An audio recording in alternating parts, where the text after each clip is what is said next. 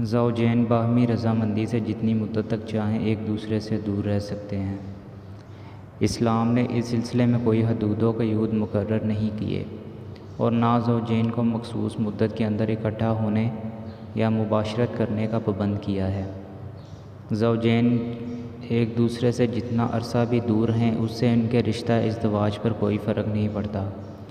شوہر اپنی بیوی کی رضامندی سے اور بیوی اپنے شوہر کی رضامندی سے جتنا عرصہ چاہے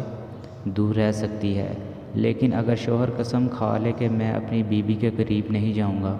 اور پھر 4 مہینے کی مدت تک ان کی صلح یا رجوع نہ ہو پائے تو الہ ہو جاتا ہے، جس سے طلاق بائن واقع ہو جاتی ہے اور رجوع کے لیے تجدید نکاح لازم ہوتا ہے۔ الہ سے ہی استدلال کرتے ہوئے فقہا نے فرمایا ہے کہ شوہر اپنی بیوی کی مرضی کے بغیر زیادہ سے زیادہ 4 ماہ کی مدت تک اس سے دور رہ سکتا ہے۔ قرآن مجید میں اللہ تعالیٰ کا ارشاد ہے،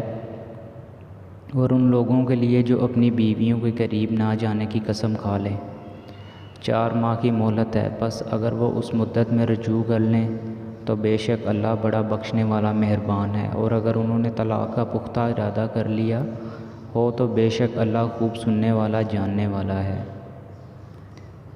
اس لیے علماء کرام نے موقف اختیار کیا ہے کہ اگر شوہر بغیر کسی عذر کے 4 ماہ تک بیوی کے حقوق زوجیت ادا نہیں کرتا تو بیوی کو مطالبہ طلاق اور معاملہ خلا کا حق حاصل ہو جاتا ہے۔ ملازمت یا روزگار کے سلسلے میں یا کسی بھی دوسری غرض سے